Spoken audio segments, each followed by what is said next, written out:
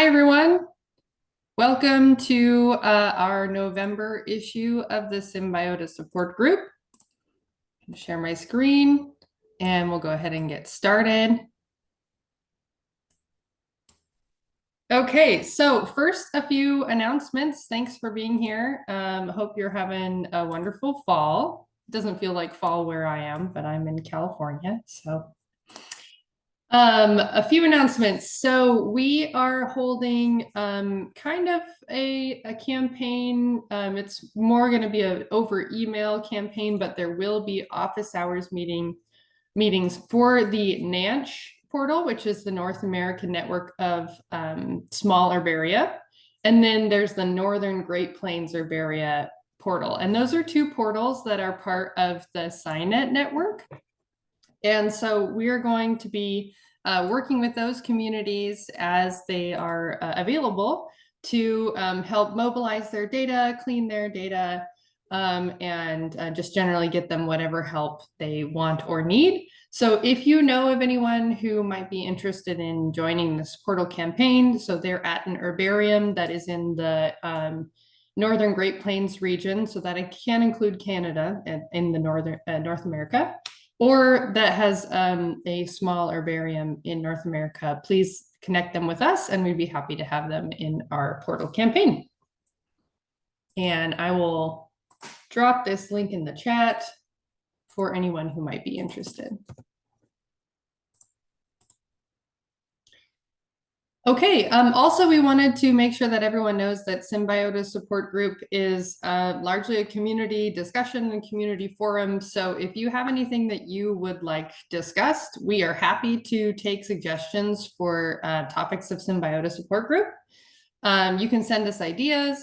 You can start a discussion on, actually you can contribute to the discussion. Oops, missed that link on our Symbiota support group board here.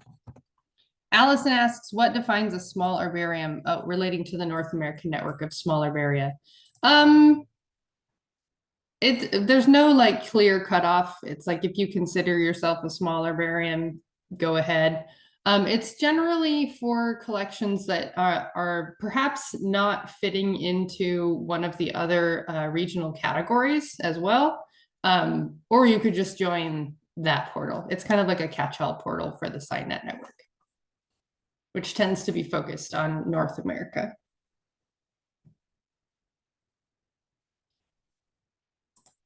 All right, are there any other announcements or goings on in the Symbiota community that anyone else would like to share?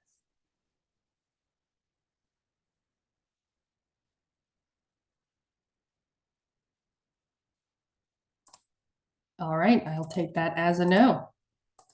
So today what we're going to focus on in terms of the kind of training section is we're going to talk about determinations and taxonomic identifications. These have a lot of different names depending on what community you're in. So I'm first going to start by defining what we mean by determinations or annotations in this context. And then we'll talk about how to add single annotations, how to add batch annotations, and then talk about how to print annotations in a Symbiota portal. So without further ado, what are determinations, at least as I'm referring to them here?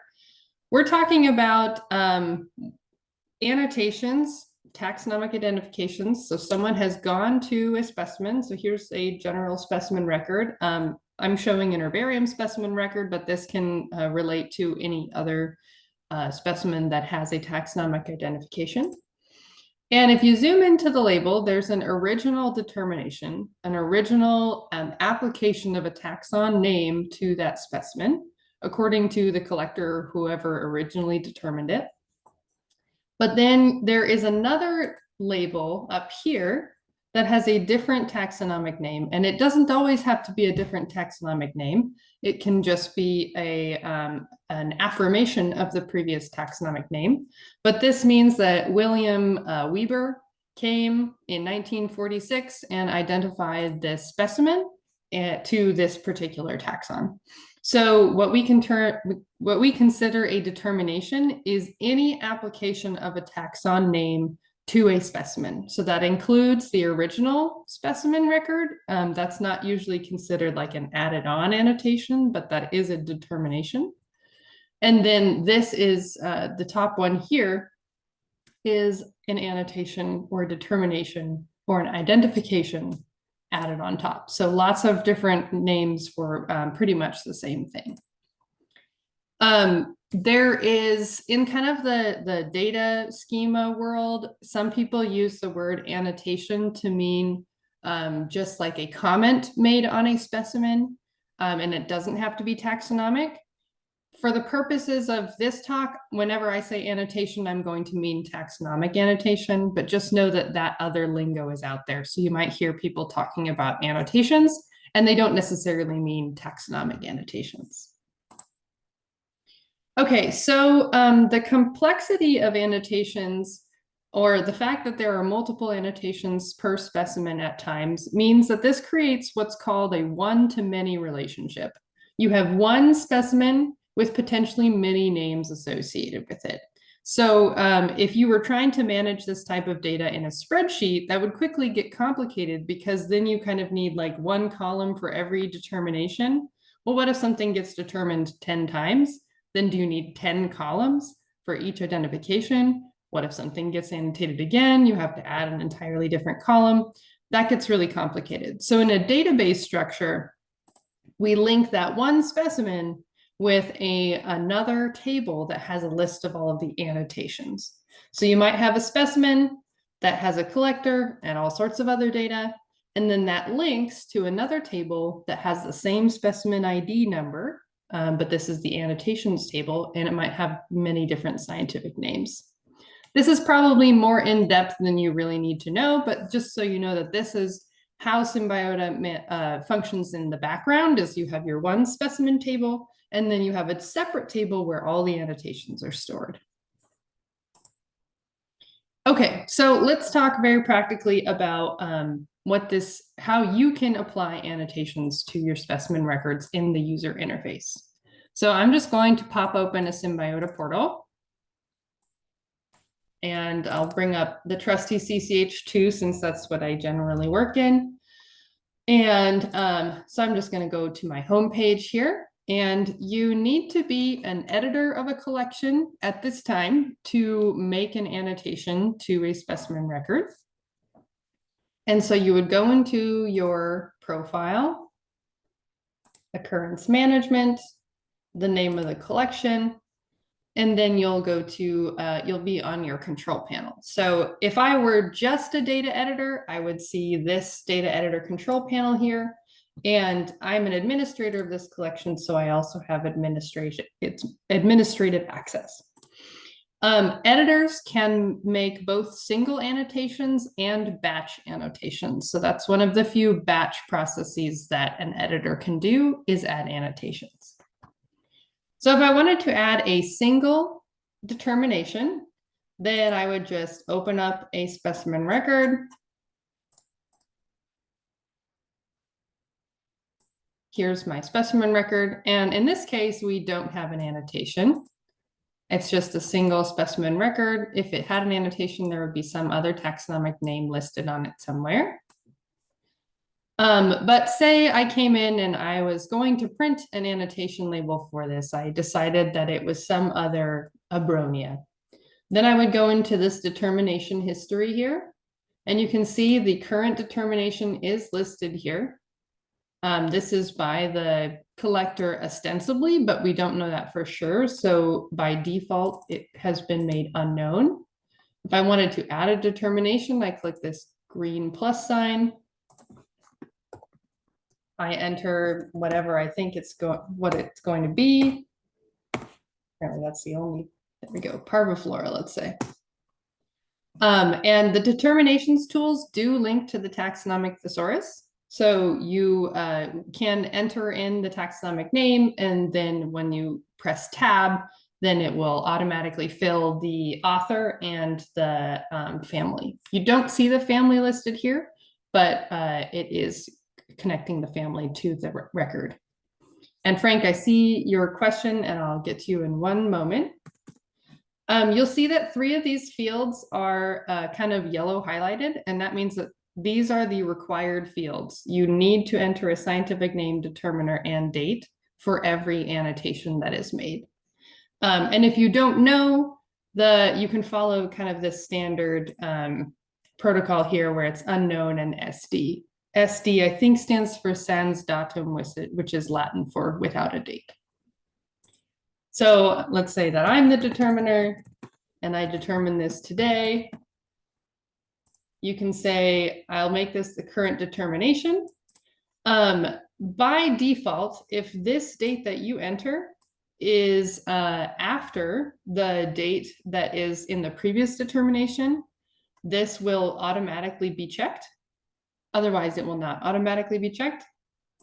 And if I wanted to add this to the annotation print queue, so I want to go print that annotation later, I could check this box and then it's added to that queue and I could go easily find it. A couple other notes about these other boxes. Identification qualifier is generally reserved for if you're using CF or AFF, or if you see a question mark on an annotation, often that is what is put in this field. It's just to indicate that it's similar to that taxon, perhaps not sure. Confidence and determination. I don't know if this is widely utilized, and I don't think it's a Darwin Core term, but you can use this if you want. Reference is generally, this is identification references in the Darwin Core, and it's what you used to determine that this specimen is this taxon. And then notes corresponds to the Darwin Core term identification remarks. And so that's any notes or comments that you have about the identification that was made. So for example, some people will put, but is trending towards some other taxon. And that's a good place to put that information. So if I click submit determination, then it's going to update the information here in this determination history. And because I checked that box for it to be current determination, then when I go back into my occurrence data, the latest identification is going to be updated to the new information that I input in that field, or in those fields. Frank, you have a question or comment? Yeah, so my comment is about these nodes fields, and so when you go to the latest identification on the occurrence tab and you expand it with that plus sign there, can you just do that? No, on the other side, on the other one, the little, yeah, there. I mean, there are 3 fields, and those 3 fields don't correspond to the ones in the determination tab. And so they're not being updated, and they're also labeled differently. And I wonder why that is the case. Yeah, I think that was just a quirk in the development of the occurrence editor versus the determination. And we do have, this is a known, I wouldn't call it a bug, but a known quirk of the system. And it's in our list to readdress. I know you've brought that up in the past. Yeah. So, okay. Anyways. Thanks, though. There were a couple of other questions. Are there plans to add verbatim sign names to represent archaic names, or what is the best practice in this case? Yes, I have no timeline on this, but there are plans to revamp the way that you can interact with the annotations. So you'll be able to search across annotations, and you'll be able to store a verbatim scientific name that isn't necessarily the same thing as the indexed name. But again, I have no timeline on that. That's kind of like a future development that we're hoping to see in the next couple of years. And then another question, is the confidence by the determiner or the curator? I think that would be considered, I think they're talking about this confidence. Well, when you create a new one, confidence. I think that's by the determiner. So if that's someone who's entering information, making those annotations, then they would put medium, high, or whatever. And thank you, Al, for the clarification. SD is sine datum, not sans datum, but it also means no date. Allison, question? Yeah, I have been doing a lot of um, bryophyte um, labeling and accessioning lately, and it's pretty common that there's multiple identifications. And I had figured out the other week something cool about this, and I hope it's the right thing to do. But if I put in the notes field under add new determination, also this other moss, silver one is present, blah, blah. Like, sometimes there's 2 or 3 things that are lesser uh, presence in the packet, but the determiner has still identified them. And so I've been typing them in that notes field and then printing the labels and discovering that it then prints right underneath the primary identification, which is kind of nice for the labels. And then it's right up top that there's these other species present. I hope that's what we should be doing. Yeah, that's a good point. It depends on whether you want to continue to manage the records as a single object, or if you want to separate them out into different occurrences. So in like the data speak world, an occurrence is a specific taxon at a specific place at a specific time. So technically, if you have a packet that has 3 different species in it, you have 3 occurrences. And so in the Symbiota data model, that means that you should probably have 3 separate records for that one packet. And then there's in the disposition field probably is where you would say this is filed under this particular scientific name because it's one packet in 3 different with 3 taxa in it. So that's at least what we have done with multi-sheets in herbaria. I know that it gets very complicated with bryophytes and lichens because sometimes you have like 5 or 7 in one tiny little packet. So data model wise, you should probably have a separate specimen or record in your Symbiota portal for each of those records, but I know not everyone agrees with that. So, Frank? Yeah, I also wanted to add to that the thing is, if you enter the data into any other field, like in this nodes field, then basically it's kind of hidden from general view. Because if you do a search, for example, for the distribution of a specific taxon, then only an occurrence record that has its own record, so to speak, will show up on the map. And so it's really recommended that if you have several IDs in a packet, that you treat them as different specimens. And I would suggest, I mean, it's relatively simple. What we do at ASU is that you can print out a reference card, a cross-reference card, and you file that as a specimen in the herbarium so that somebody who goes through your specimens also finds things that he might otherwise easily overlook.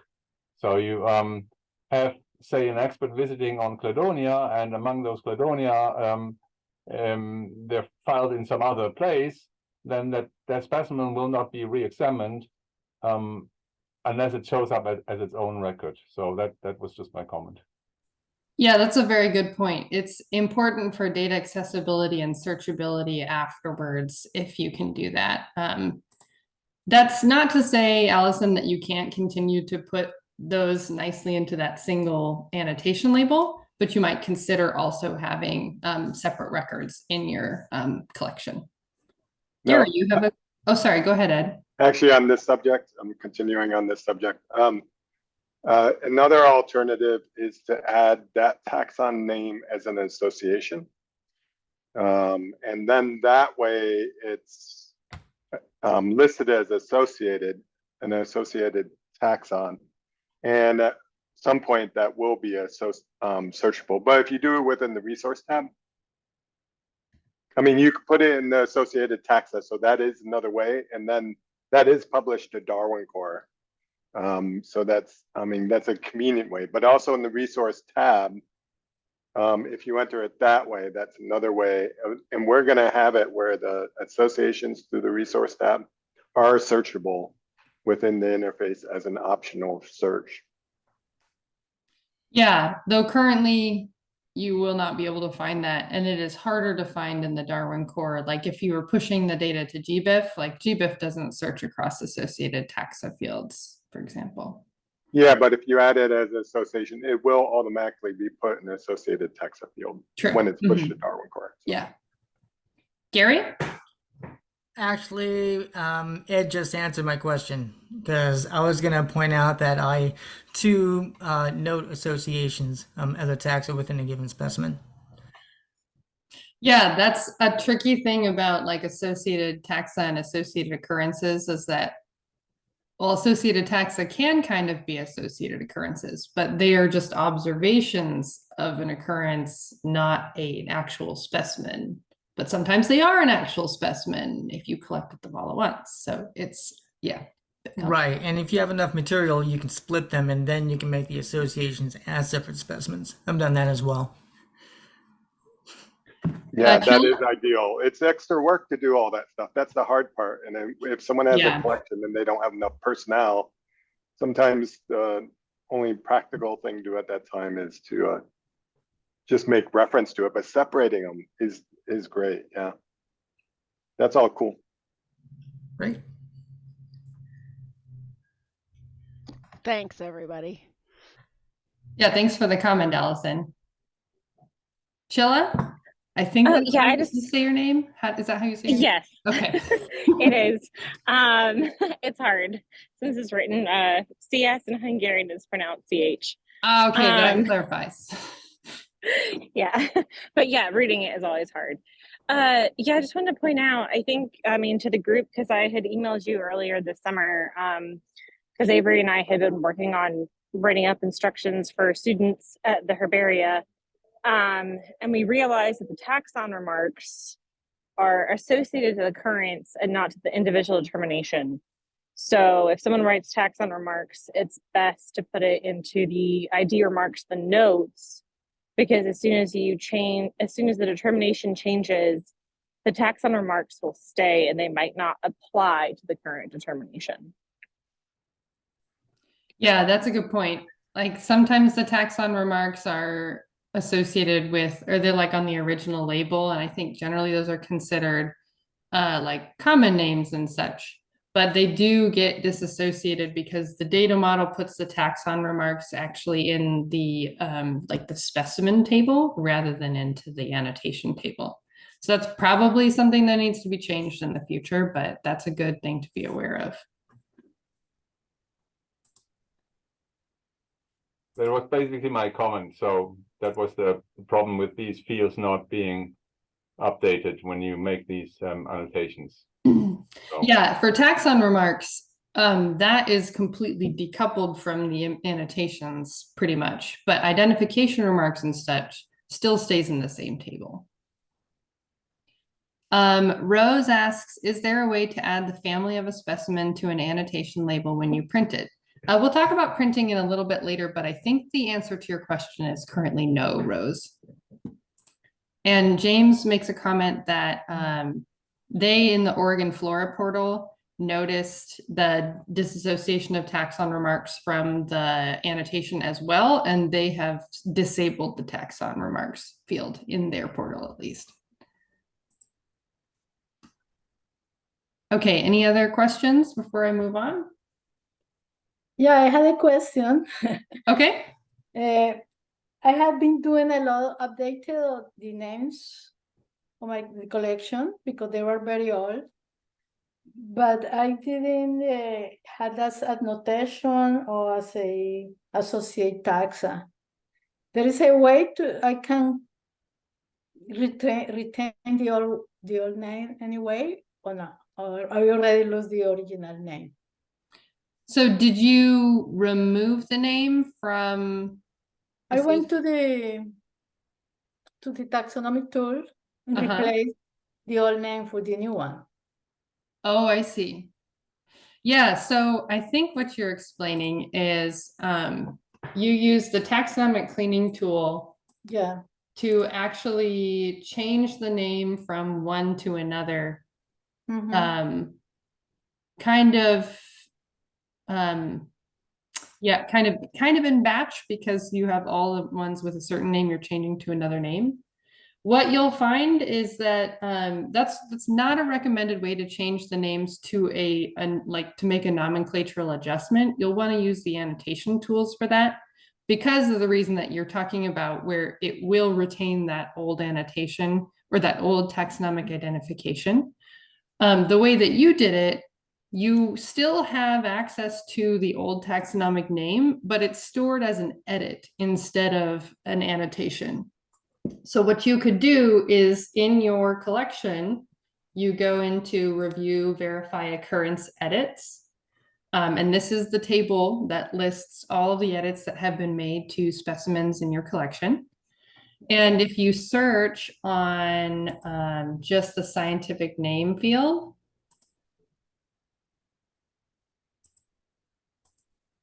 then you will be able to see all the changes to the scientific name field that have been made in your collection. And all of the batch changes that you have made will be in that table.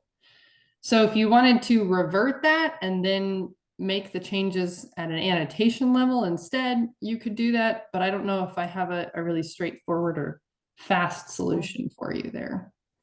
All right. No, I think that is good. On if I had time, I will do in annotations. Thank you. Okay. Yeah, and you don't necessarily need to be able to print the annotations at the time that you're making the annotations. Like, they're still digital annotations made onto your records. All right. Thank you. Chilla, do you have another question, or is that your old hand? Sorry, old hand. Okay, no worries. Just wanted to make sure. Okay, I'm going to take this moment to also talk about kind of a limitation with using the determinations tab that you have probably already noticed, but just want to acknowledge it. So when you're in the determination tab and you see like a problem with the current determination, say like, oh, I wanted to put my full name here. So then I change this to Caitlin, and then I submit the edits. That change is not necessarily reflected in the latest identification. So the only time, because these are two tables, there is like a script that has to run to say like, merge these two tables, or rather update one table based off of what was entered into the second table. And that currently doesn't run when you just make an edit to an existing annotation.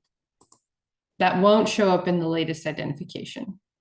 Granted, with those with those changes to the annotations table that we're hoping to make in the next year or so, hopefully this problem will go away.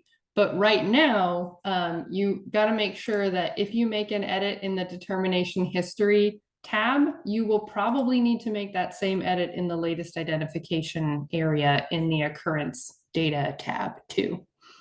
The exception is if you just say like, I'm just going to completely create a new determination off of this. When you make a new determination, or when you change which is the current determination from your list here, from your possibilities, that's when that script will run and update the latest identification in the occurrence data tab.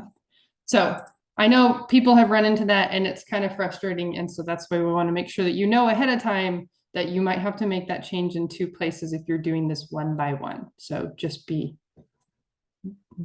warned.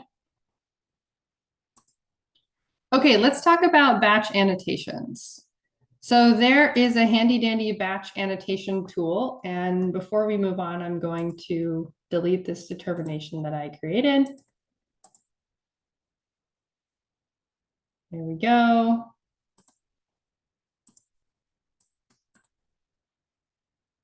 Okay, and then it's going back to its previous determination.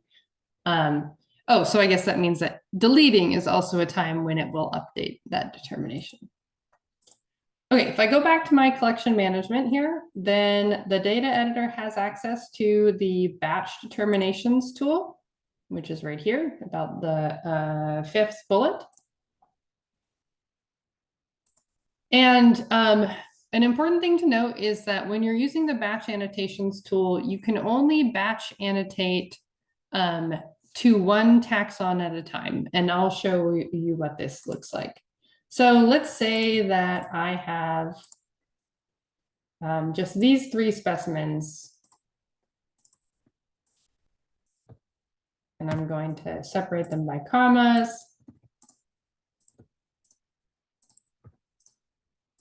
And I know that the originating taxonomic name is different. So this one, and this one.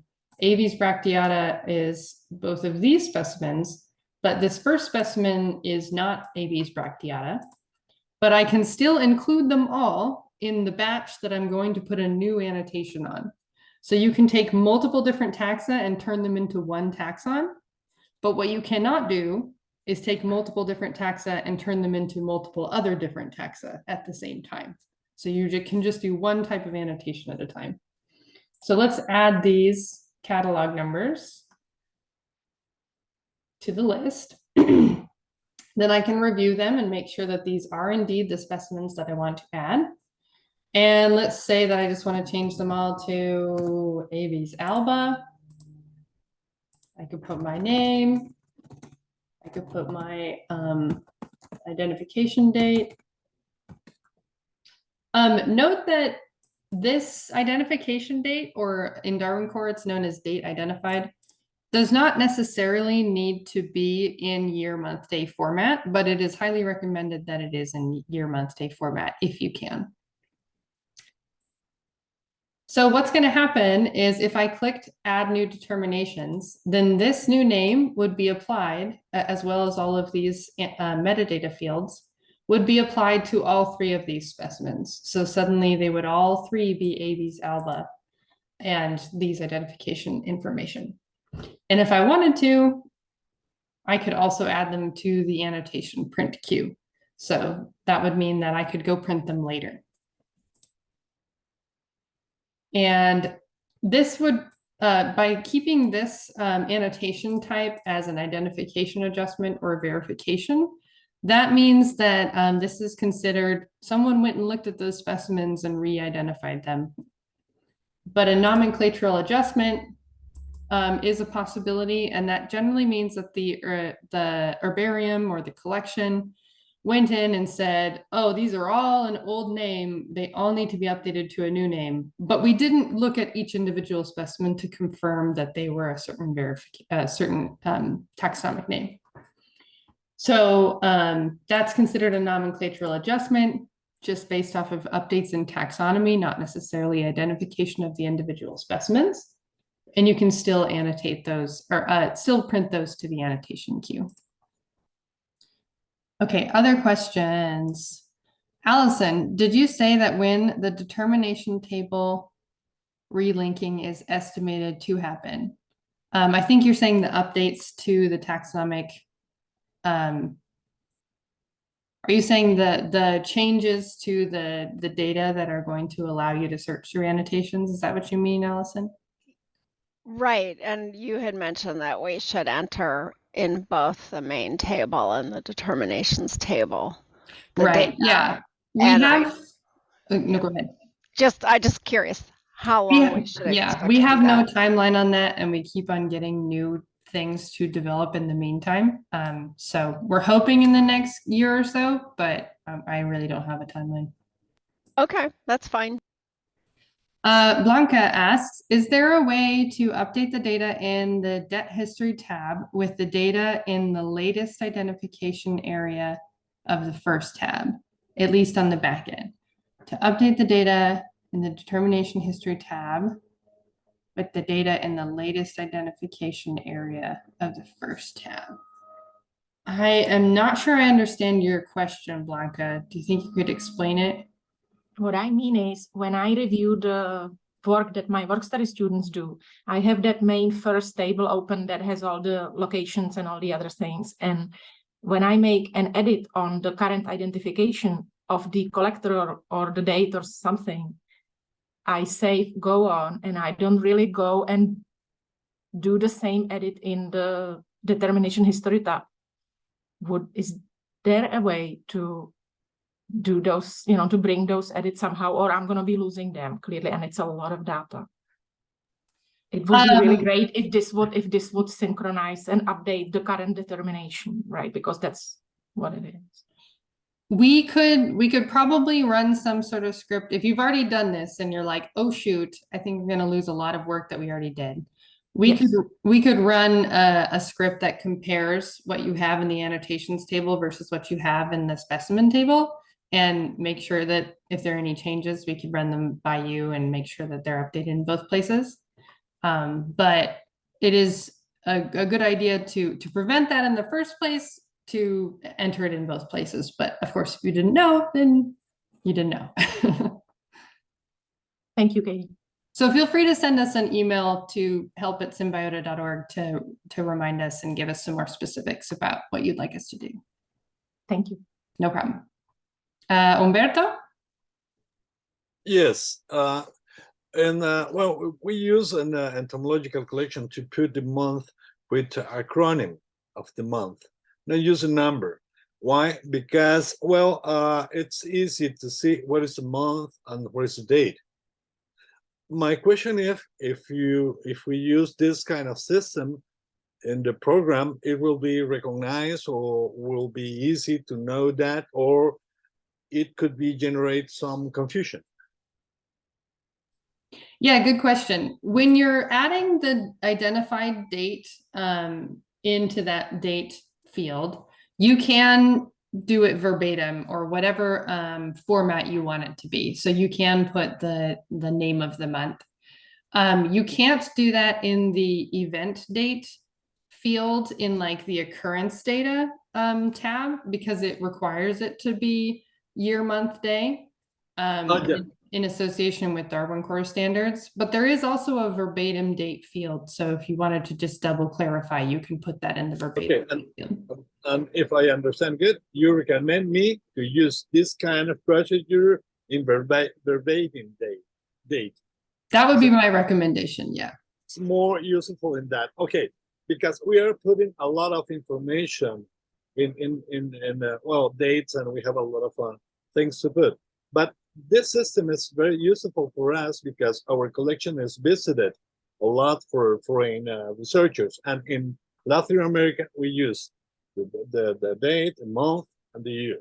Mm-hmm. You know, and you use upside down as we use, and what is right, isn't it?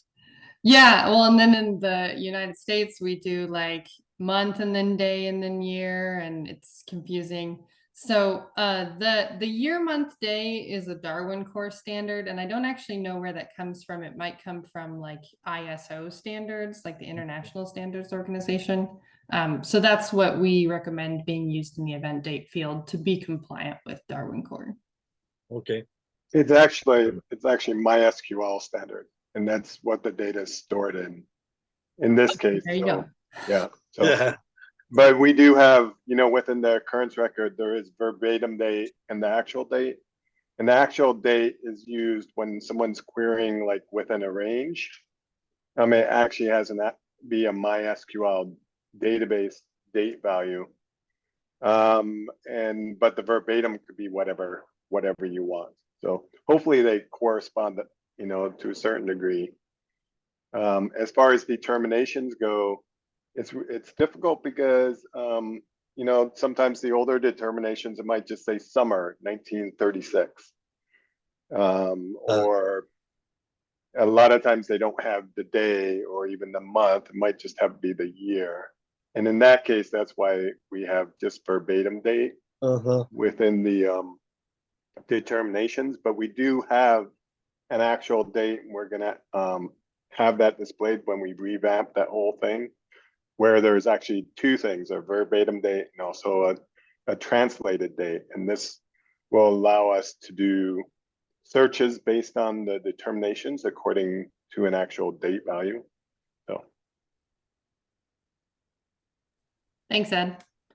Yeah, and Sheila? BJ actually put a comment in there about the date as far as the Darwin Core. Okay. Right. Thanks, yeah. BJ. Chilla. Sorry, had to unmute myself. I was going to ask while we were talking about this, just to make sure I'm kind of following what everyone else is doing. When I see a date range, like they're like, oh yeah, I visited between August 6th and like September 19th. I've always, and USCH has always been putting the earliest date into the date field and then putting the whole, like, whatever they said, the range they provided into the verbatim date. Is that kind of standard with what everyone else is doing? I think that's what we have recommended in the past. That should probably use or revisit at some point, but as Ed was mentioning, it's kind of limited to what MySQL, aka the database, can take. Mm-hmm. Oh, right. No, and I mean, I prefer to have like a single date, and I'm always like, oh, you couldn't put an actual date. Make sure you know what day you're doing this. Okay, but so far we've been putting all the earliest date mentioned. And also the other thing I see that kind of sort of drives me nuts, and thankfully it's rare, is that somebody will go and they'll stick on the herbarium sheet the leaf, and then they'll go back months later and then stick the fruit on it. And I feel like that should be a separate record and a separate herbarium specimen, but it's already been glued on the paper and all that jazz. So again, I just put the earliest date in that particular situation that pops up. Yeah, that is challenging. And I think you're right that data and discoverability wise, it should be a separate specimen. But does that mean you're going to put 2 barcodes on it and then curate them separately? That's hard to know. And sometimes just like the decision of the collection. Paula makes a good point that for pitfall data, that's an insect trap, we use the last date rather than the first, since we are sure the specimen was in the pitfall at the end, but don't know when it fell in for arthropods. So yeah, that is a good point, Paula.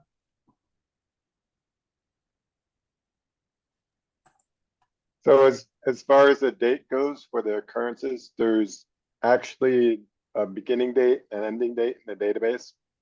And that's supported in the data import. But the data entry form is being revamped. And once we're done revamping that field is going to be available. And that will definitely be done before the end of the year. Don't say definitely, Ed. Well, it's kind of required. So in that case, it will be. So stay tuned. Lots more developments coming. Ed, sorry, Frank. Yeah, just a quick comment. I'm not sure how this applies to dates, but I noticed that if you have a minimum maximum range, that can cause problems when you save a record, and that's the case in the minimum and maximum altitude. I've had students putting a maximum altitude in without a minimum altitude, and then you actually cannot edit the record and save it again. Be careful with that. That's just a comment. So yeah, you should always put a minimum in there, maybe a maximum, but not the other way around. Aiden? Yeah, we've also noticed doing entomology date ranges that sometimes that functionality of doing a start and end date from the verbatim date can input -31 as an end date in certain cases where we're using verbatim date and the specific like word to, like TO, because sometimes we're just copying verbatim ranges, and we do the same thing that I forget who it was talking about. We just default to the first day of the range, but we were entering something that used the word, something something to something else, and it was putting in like an end date of -31, presumably like some month something or other. So just paying attention to that. Yeah, we saw that on the GitHub and haven't had the chance to look into it. I think that those the conversions that happen use some like JavaScript libraries that sometimes can act up. So that might be what we're running into here. Okay, I'm glad But you saw that. hopefully- I was hoping hopefully that that it's was the right place. Yes, no, that was perfect. Thank you very Okay, much. great. Aiden put a very useful comment and description of the problem that they were running into our Symbiota GitHub repository. So that's a great place to put things that you're running into that seems to be like a code bug rather than just like, oh no, someone imported data incorrectly. So thanks, Aiden. Okay, before we get any more questions, I want to quickly go through the printing so that we make sure we cover all of our bases here. And I talked about this already, some known issues. We'll go back to that later.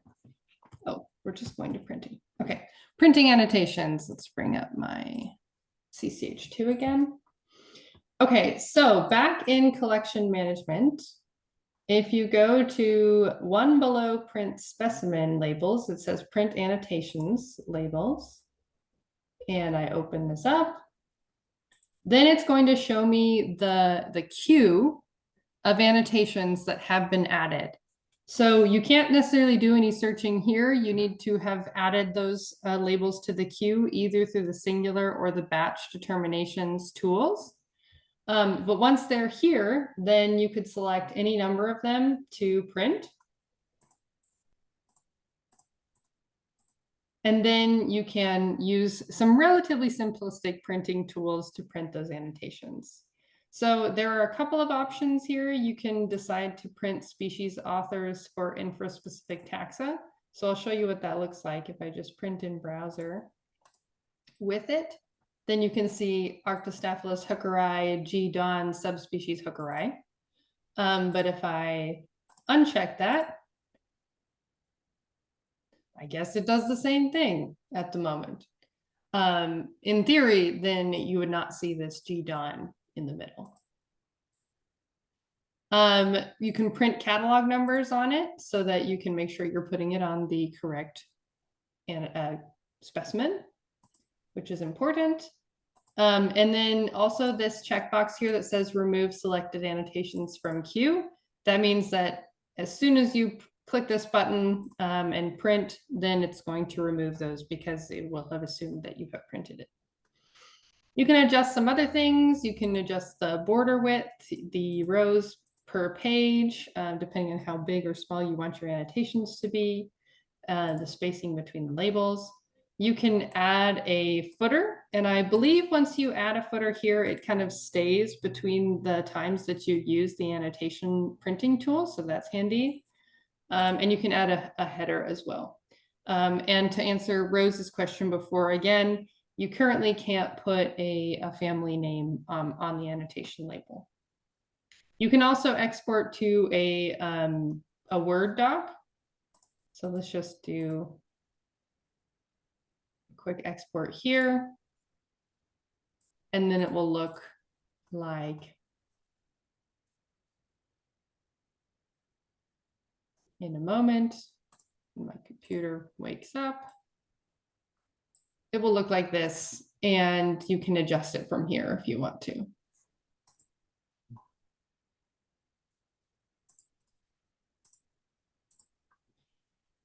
And that's pretty much it. Printing annotation labels is pretty straightforward. There's not a lot of customizations available in it, besides kind of generally making it wider or narrower. And there's only a limited number of fields put on those labels. Just the collection or the taxon name, identifier, identification date, and any of your identification remarks. Okay, some other questions here. Oh, thanks, James. James makes the point that the Arctostaphylos hookeri is a Bayesianim, so it won't have an infra-specific author. So that's why we're not seeing the authorship, no authorship change. Frank asks, for annotation labels, could we please add collector and collector number to the annotation label? It's very inconvenient not to be able to add annotations to specimens if they do not have a catalog number. That's a good question. We can put that on our list of things to consider. Walter says you can manually type the family name into the annotation label. That's true. You could, when you export to a doc, you could just add the family name individually. And then Frank makes the point that catalog numbers are often long and small and difficult to read rather than collector and collector number. So yeah, also a good point there. Chilla, question or comment? Yes, I did have one quick question. Well, maybe it's not quick.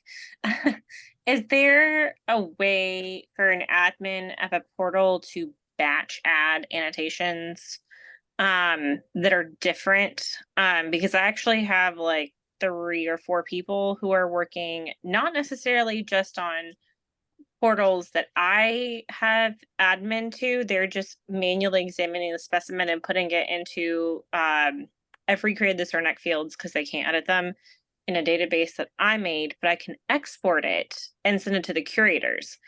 Are the curators able to then batch add those determinations, or are they just, we're just gonna, I don't know what to do with that. Is there a way to do that basically? Like with That's the a great question. OCCID and then all the information?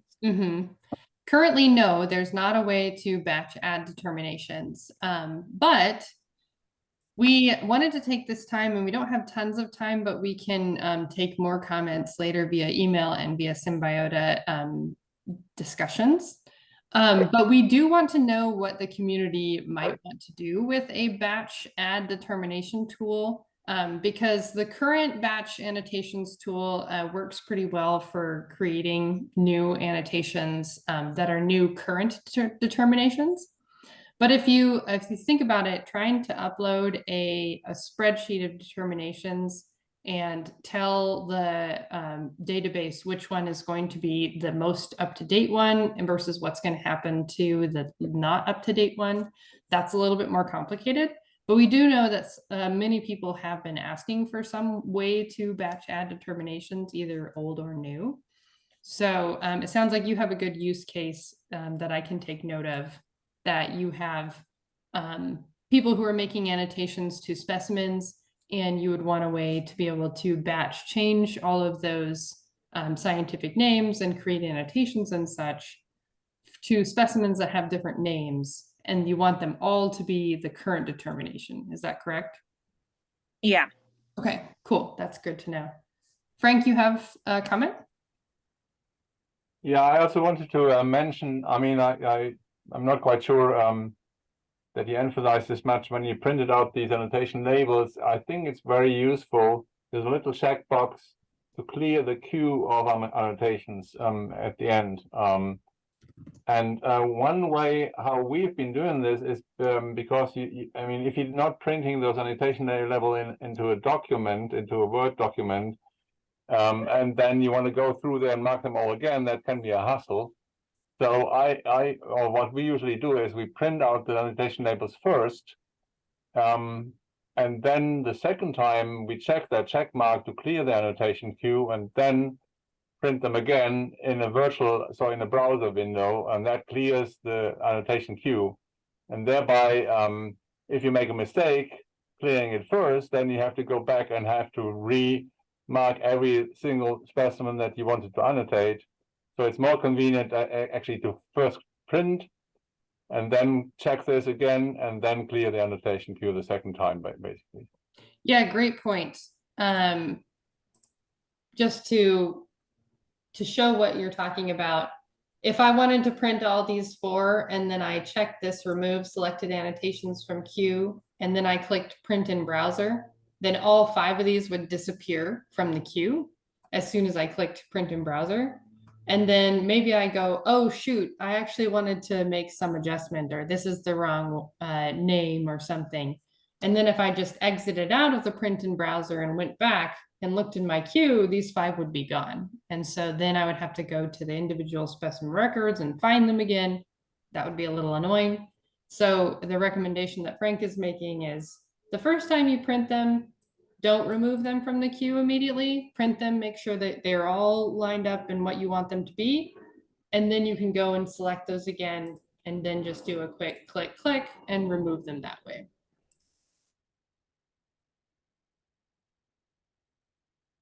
Okay, I'm interested to hear if anyone else has a use case for being able to batch upload determinations or annotations. Does anyone else have that need or have an alternative use for that? I know uploading from other databases could be one way, like when you're first setting up your Symbiota portal, maybe you'll want to bring in legacy determinations. But Well, I don't there's know if there are other options. there another thing that I would really need to do as well is we just have volunteers who can't edit, who are just transcribing determinations, and we store them. I just don't know what to do with them because they can't log in and edit, and they can't because I'm sorry, for context for everybody who does not know. I work at SCDNR, and so we have volunteers who will be looking at federally or state endangered species. And for our internal database, we do like to record the previous determinations that may not be updated on the records of smaller herbaria or less active herbaria. And so we do have those saved. So if at some point, if there's a way for that stuff as well to get uploaded, they would not be the most current determination though, Katie. This is the whole history of transcribing everything on the sheet. The other thing I could I could see an issue with there is that, we might process a record and then somebody else might go, and then by the time we email it, the herbaria might have already processed it. So I don't know if there might be an issue with the duplicates there. But for the ones that haven't been updated or haven't been modified for years or something like that, then I imagine the curator might want that data added to it, and we just have it stored in our database. Yeah, that's a good point. So that's a case when it would be historic data, not current determinations that you'd want to be adding. So you stored in the database, so with the catalog number of the owning institution plus the who determined it, scientific name, Yeah. date. Mhm. So Go ahead. we do have, we have a batch loading determination tool that we have been developing. Right now, it's just being used by portal administrators because we have to debug how it's going to be used by the user.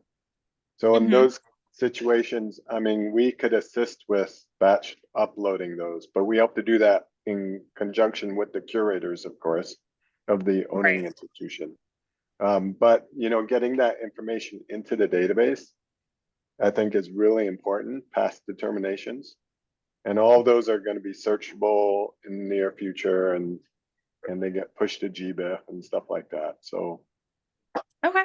Well, I was going to say, I don't know. I store everything because I'm just not sure what we'll need. So it has OCC ID, it has institution, it's got catalog number, other catalog number, the whole 9 yards. That's great. Frank, you have another comment? More information, the better. One thing that I would really like to see is something akin or similar to the taxonomic name cleaner, by which you can make batch annotations according to nomenclatural updates using the taxonomic thesaurus. I mean, right now, if you do batch updates, you basically need to say, okay, I want to change this to this. But it would be nice to be able to run this against the taxonomic thesaurus. So that's one comment. And then also, I think what is slightly underutilized is the duplicate tool. So if I go into identification right now and I click on this duplicate tool, it often shows me that other specimens and other herbaria essentially are identified differently by maybe another expert who has been visiting this collection.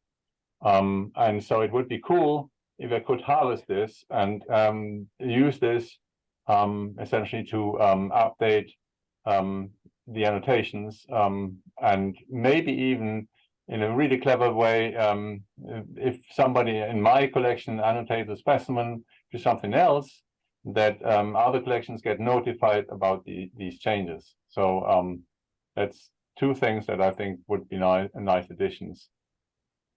Yeah, good points. Thanks. And I'm just showing what Frank was alluding to. When you have duplicate clusters, then you can use, there's an option that says, look at all the duplicate clusters that have conflicting identifications. And so you can compare your specimens with other identifications that have been made on duplicate specimens. So specimens that have been collected by the same person on the same day, and the same taxon or location. Sorry, collection number, that's what I was looking for. And if they have a different taxonomic name, then you compare and potentially, you know, if it's a more up-to-date name, you could annotate your specimen to that most recently annotated name. However, you know, like Frank was saying, there's no like easy tool for converting these conflicting identifications into annotations for your specimen records. That would indeed be a cool tool. Right now, it's just kind of like you can look at them and you can make those annotations, but what I often say is that's kind of like a 20-year goal once we have everything digitized. One of the problems with, so there, to be notified of a determination being made somewhere else, how do you want to be notified? That's one of the things. Is it through an email? And some collection managers say, no, I don't want emails all the time. And that report is meant where you could go there and you could pull up a report and say, okay, what has been determined, other things. But the thing is, if people don't have determination history in there, and if they don't have the, you know, the dates are not in a standard format, so it's hard to compare which is the most recent determination and whether the one in your system is more recent than the other one. So that's the issues that have to be worked out before we could have a really robust way of picking out which is the most current determination. So Definitely, yeah, I think it and would have to do a lot of manual curation. All right, any other questions? I see we're already over the hour, but I want to let anyone else ask any questions. That's the end of our kind of demonstration portion. So we're happy to field additional questions or additional feedback that you might have for the annotation tools. But otherwise, thanks for joining us today, and we hope that you join us next month.